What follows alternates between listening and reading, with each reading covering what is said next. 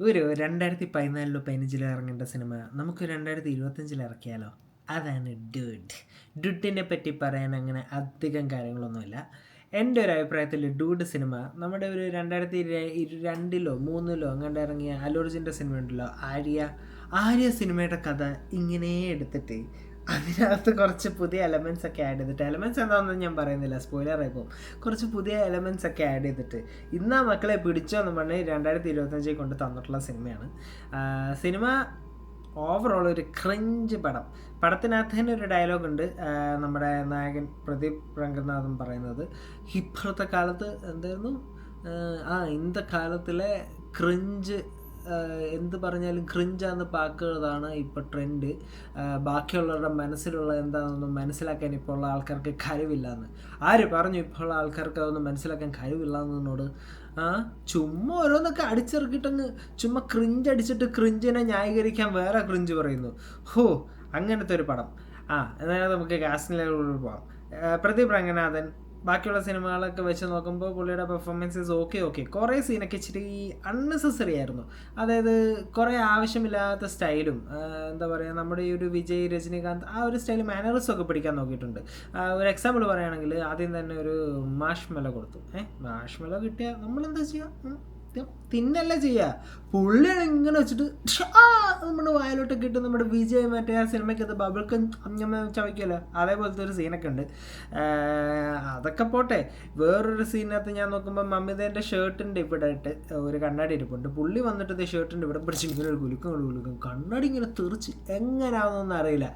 Science എന്ന് പറഞ്ഞ സാധനം പുള്ളി കണ്ടിട്ടില്ല എന്ന് തോന്നുന്നു. അത് തെറിച്ച് വന്ന് പുള്ളിയുടെ മുഖത്തിരിക്കുന്നു. അതൊക്കെ ഒരു സ്റ്റൈലാണ്. എന്തായാലും ആകട്ടെ, വേറൊരു മാനറിസം.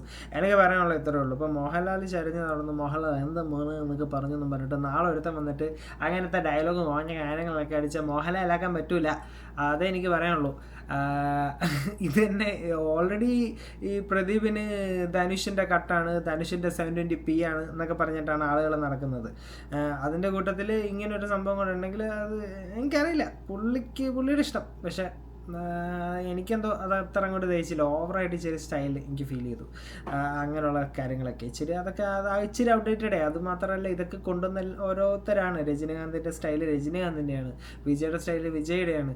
അതൊക്കെ വേറൊരാളെടുത്തിട്ട് എനിക്കും ഇതൊക്കെ ചെയ്യാൻ പറ്റും എന്ന് പറയുന്ന ഒരു കാര്യമില്ല. അതൊക്കെ ആദ്യം ചെയ്തായിരുന്നെങ്കിൽ ഓക്കെ. അത്രേ ഉള്ളൂ. മമിതയ്ക്ക് വേണ്ടിയാണ് ശരിക്കും ഈ സിനിമ കണ്ടത്. എനിക്ക് മമിത എന്നുള്ള ആക്ട്രസ് ഭയങ്കര ഇഷ്ടമാണ്. എനിക്ക് പ്രദീപിനെ ഇഷ്ടമാണ്. പ്രദീപിൻ്റെ ഡ്രാഗൺ ഞാൻ കണ്ടതാണ്, എനിക്കിഷ്ടമുള്ളൊരു സിനിമയാണ്. ലവ് ടുഡേ ഓക്കെ, കുറച്ചൊക്കെ ക്രിഞ്ചാണ്, എന്നാലും കുഴപ്പമില്ല. ചില ഭാഗങ്ങളൊക്കെ കണ്ടിരിക്കാവുന്നൊരു സിനിമയായിരുന്നു. ഇതിനകത്ത് മമിതേൻ്റെ ക്യാരക്ടറിനെ പറ്റി പറയുകയാണെങ്കിൽ ഒരു കാര്യമില്ല, ഒരു തേങ്ങയില്ലാത്തൊരു ക്യാരക്ടറിലോട്ട് ഞാൻ വരാം. പക്ഷെ അതിന് മുമ്പ് മമിതയുടെ ആക്ടിങ്ങിനെ കുറിച്ച് പറയാം. മമിതയാണെങ്കിൽ നല്ല രീതിയിൽ ഈ സിനിമയിൽ ആക്ട് ചെയ്തിട്ടുണ്ട്. തമിഴിൽ എനിക്കൊന്ന് രണ്ടാമത്തെ സിനിമയാണെന്ന് തോന്നുന്നു, ആദ്യത്തെ സിനിമ ഞാൻ കണ്ടിട്ടില്ല. ഏതൊരു ഇൻ്റർവ്യൂവിൽ എവിടെ കണ്ടപ്പോൾ രണ്ടാമത്തെ സിനിമയെന്ന് അങ്ങോട്ട് പറഞ്ഞ് കേട്ടിട്ട് ഓർക്കണേ. എന്തായാലും നല്ല ആക്ട് ചെയ്തിട്ടുണ്ട്. ഡയലോഗ് മമിതയാണോ ഡബ് ചെയ്തതെന്നും അറിയില്ല, പക്ഷേ ഡബിങ് ആണെങ്കിലും കുഴപ്പമൊന്നുമില്ല, അതെല്ലാം വന്നിട്ടുണ്ട്. It's okay. നമുക്ക് കണ്ടിരിക്കുമ്പോൾ ഇപ്പോൾ ചില സിനിമയിലൊക്കെ എനിക്ക് ജയറാമൊക്കെ ആണെങ്കിൽ തമിഴിൽ പോയിട്ട് തമിഴ് പറയുമ്പോൾ എനിക്കെന്തോ ജയറാം അറിയില്ല, മനസ്സിൽ ആ ഒരു വോയിസ് കേട്ട് നമുക്ക് അതൊരു ശീലമുണ്ടല്ലോ.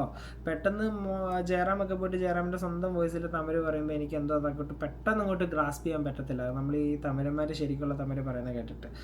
അപ്പോൾ അങ്ങനത്തെ ബുദ്ധിമുട്ടൊന്നും എനിക്ക് ഈ സിനിമയിൽ മമിതേൻ്റെ ക്യാരക്ടറിൽ നിന്നും ഉണ്ടായില്ല. അതുകൊണ്ടാണ് ഞാൻ പറഞ്ഞത് ഡബ് ചെയ്തതാണോ എന്ന് എനിക്ക് അറിയത്തില്ല എന്ന്. പക്ഷെ എന്തായാലും നന്നായിട്ടുണ്ട്. ക്യാരക്ടർ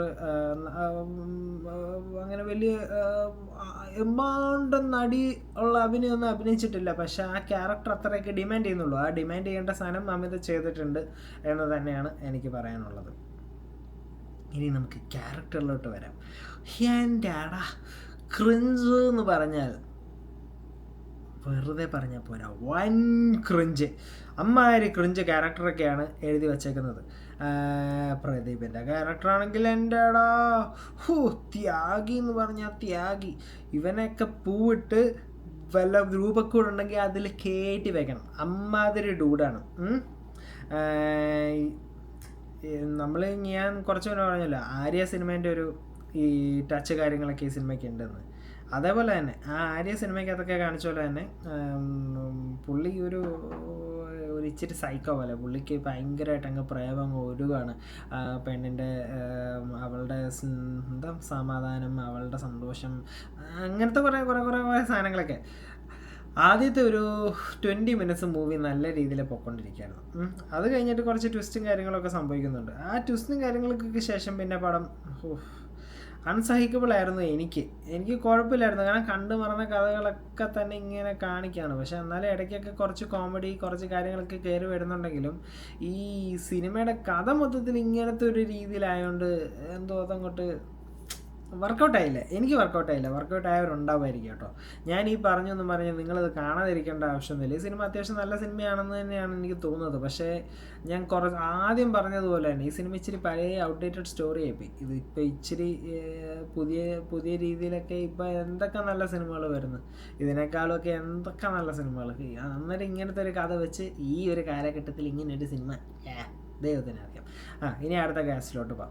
അടുത്ത കാസ്റ്റ് ഹൃദു ഹറൂൺ, നമ്മുടെ മേനെ പ്യാർ കിയ ആ സിനിമയ്ക്കകത്തൊക്കെ ഉള്ള ഒരു നെപ്പോക്കെട്ടാണ്. പക്ഷെ നല്ല ആക്ടിങ് ആയിരുന്നു സിനിമയ്ക്കകത്ത്.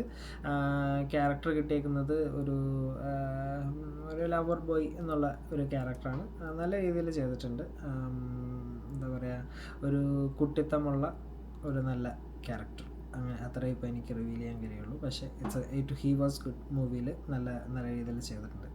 പിന്നെ നമ്മുടെ എന്തുവാ പുള്ളിയുടെ പേര്, ശരത് കുമാർ സിനിമയ്ക്കകത്ത് ഇത്രയും നാൾ ഞാൻ കണ്ടിട്ടുള്ള ശരത് കുമാറിനേക്കാളും ഭയങ്കര വ്യത്യസ്തമായ ഒരു ക്യാരക്ടറായിരുന്നു പുള്ളിയുടെ ക്യാരക്ടറിനൊരു പ്രത്യേക ഔറ ഉണ്ടായിരുന്നു.